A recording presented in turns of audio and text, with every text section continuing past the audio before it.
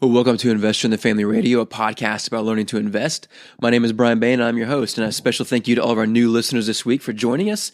And this week, we're going to dive in and talk about really a lot of the big news, or relevant news, I should say, in the investing world over the past week for investors, DIY investors like yourself and myself, to be aware of. And at the end of today's show, I want to spend some time talking about some next steps that I envision for this podcast for any of you who have been listening for some time, and I know many of you have, and thank you for that. There are I like to experiment, and I continue to experiment with this podcast to figure out what is the best way to use this podcast to add value to both you and my investing, to help you become a better investor as I become a better investor. And I've been spending a lot of time of late going through kind of reports over the news and stuff over the last week to make sure we're all abreast of relevant investing information, which I do think is important. But I do think there are more important things we could be doing with our time on this podcast. And as always, would love to hear from you. If you have any opinions one way or the other, you can email me at Brian, Brian, at investorinthefamily.com. That's Brian at investorinthefamily.com. Would love to hear from you. But let's go ahead and dive into this past week's news. Again, going to be mostly kind of riffing off of Barron's Up and Down Wall Street column written by Randall Forsyth over the last week. And he starts off by talking a lot about the WikiLeaks information, when they spilled a lot of information they say is from the CIA, and how the CIA has been using all kinds of smart, quote unquote, smart devices like televisions and smartphones and otherwise to basically spy on us.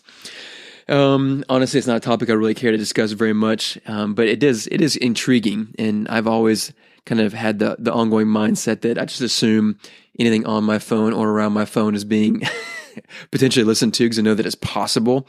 I don't think anyone cares about what I'm doing, and so I'm not too concerned about that. But I do know that it's possible, and so I'm always aware of that. I think you should be too. That's true for Amazon Echo, Google Home, all that kind of stuff. One of the reasons I'm not a big fan of quote-unquote smart home devices, which aren't smart really at all. They're just kind of dumb. But they they're good utilities. They help us do things more effectively, which is awesome. And so there's all that, but I'll let you read about that somewhere else.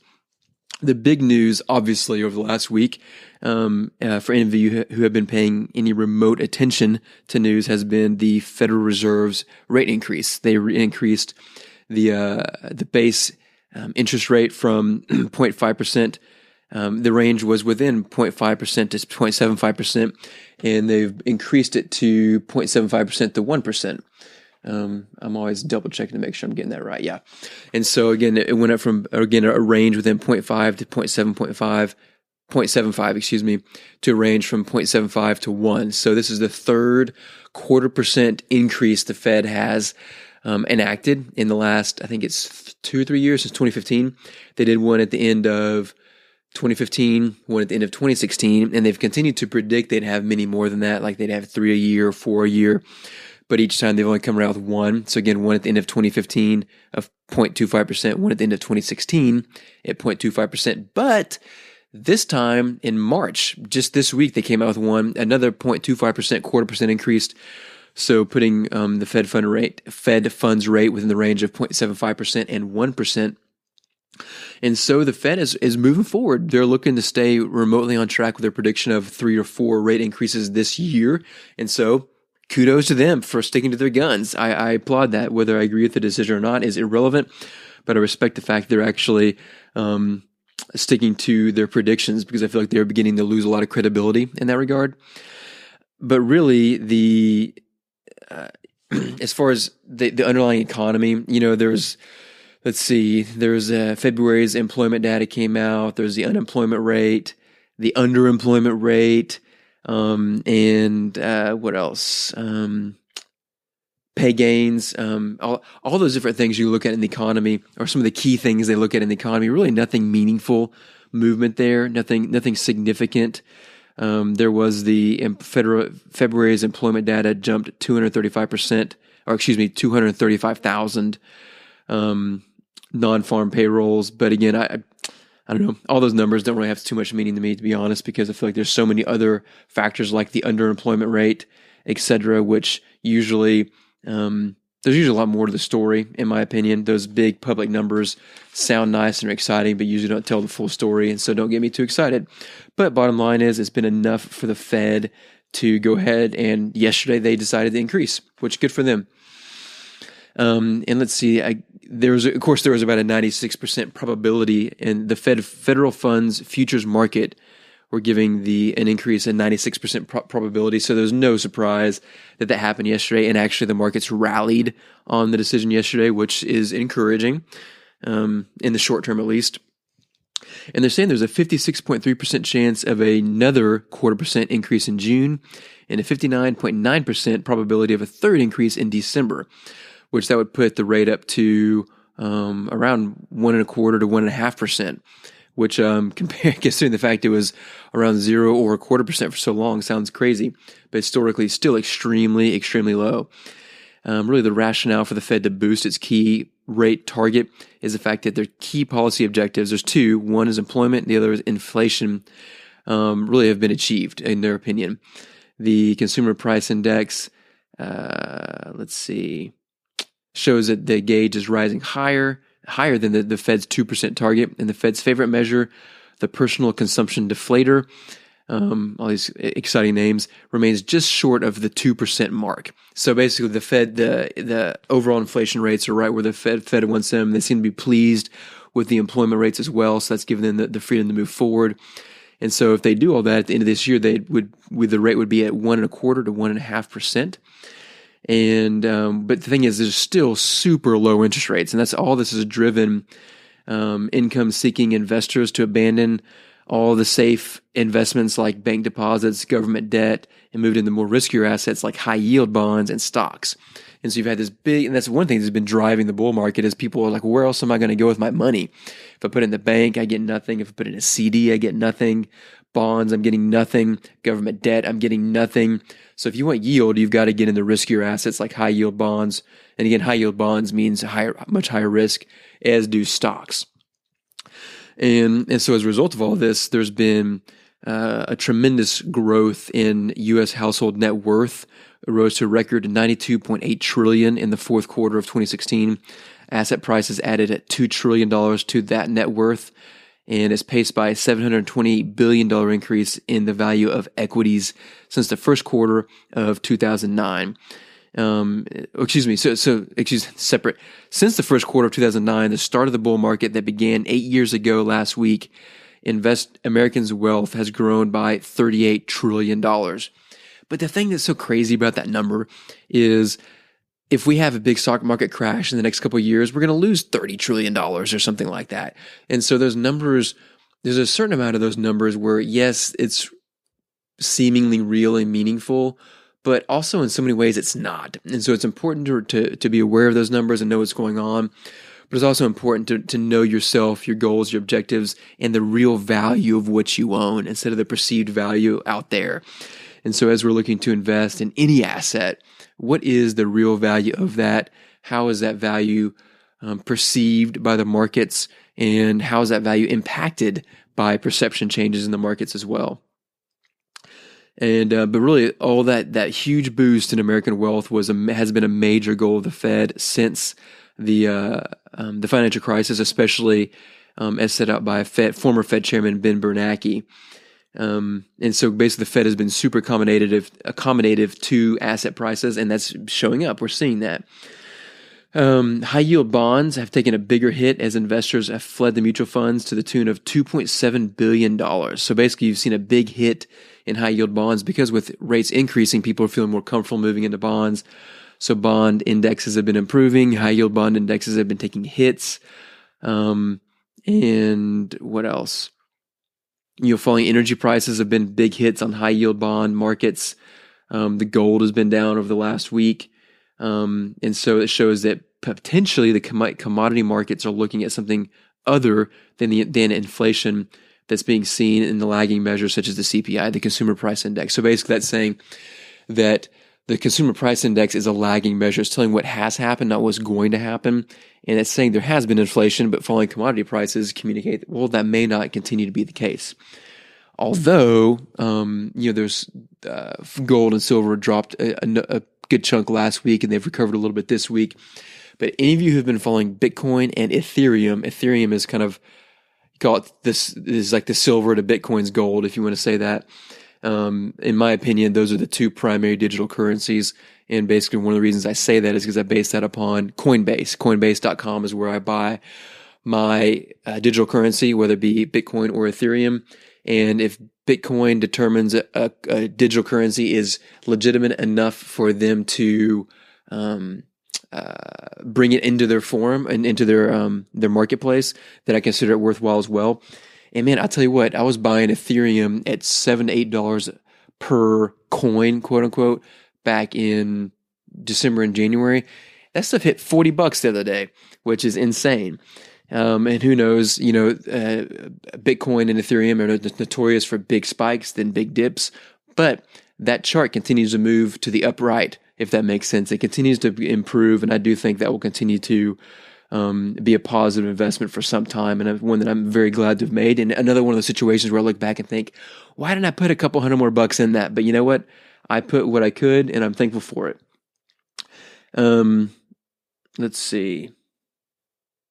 Janet Yellen has been extraordinarily sensitive to the markets. And since the markets have been doing so well, that's another thing that's kind of given them a big encouragement to continue to increase rates. But if that changes, and because each of the last 0.75% increases, markets have continued on. The bull market has continued. Things have gone well. But if that changes, that could significantly impact the tune of the Fed in terms of future rate increases. But ultimately, let's see, bull markets ultimately end when the Fed goes too far in tightening. It's happened in 2007, 2008, which is interesting. Okay, I'll take his word for that. I usually have interesting. Okay, but again, he says bull markets ultimately end when the Fed goes too far in tightening. It's happened back in 2007, 2008. And the Societe Generale's head strategist Albert Edwards last week wrote in a client note that he expects the Fed to keep tightening until it causes an accident, as it did back in 1994 when the sharp rise in rates ended with the bankruptcy of Orange County, California, and the Mexican peso crisis. So hopefully that doesn't happen, but the expectation is the Fed will keep pushing and pushing until something bad happens and they'll pull back, hopefully, but we'll see. Bottom line is we continue to be in significantly major uncharted territory. We have never been in periods for this long where I have rates at 0 to 0.25%.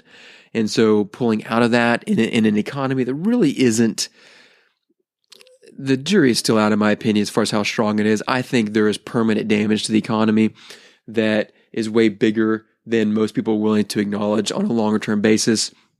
And it's more of a systemic type problem. When in terms of just the overall mindset of the American people, we have officially shifted over into an immediate gratification type mindset, and people who are focused on immediate gratification don't do very well with paying the price for long-term wins, which we need in this country.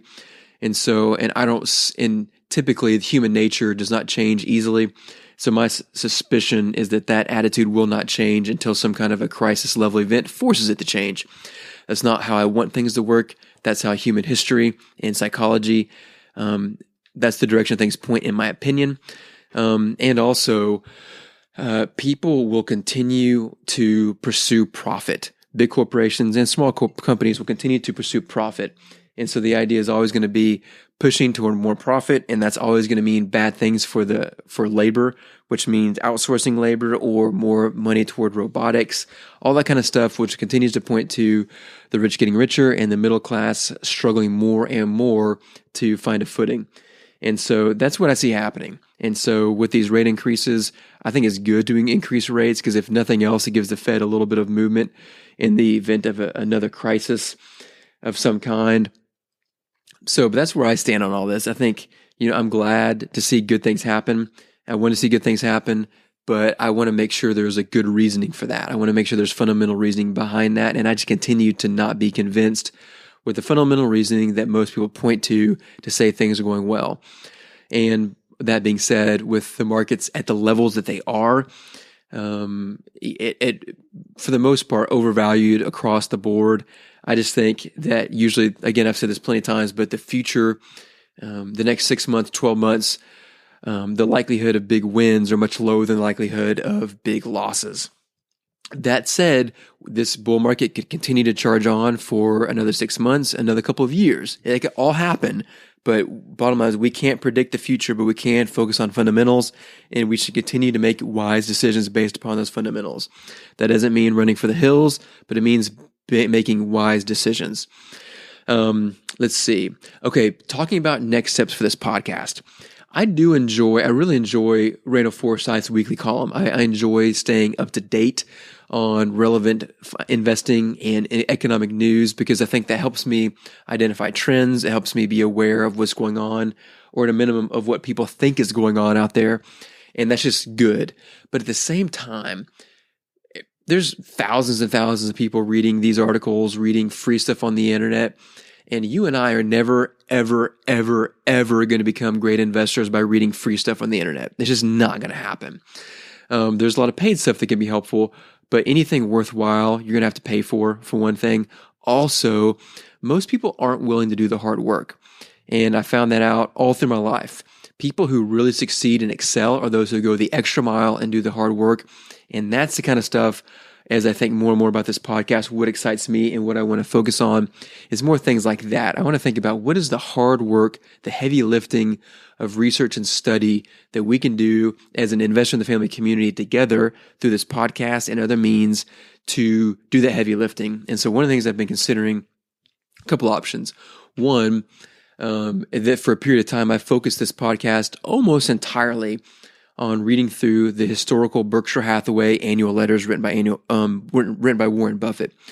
These are basically every year Warren Buffett writes an annual letter to Berkshire Hathaway shareholders, and it's publicly shared, it's public information, and it's kind of considered just an amazing brain trust of Warren Buffett's investing in business knowledge and wisdom. And I figure everyone always talks about how great of an investor and business person that Warren Buffett is. And so if that's the case, let's put our money where our mouth is and let's read historically what he said about investing in business and learn from it.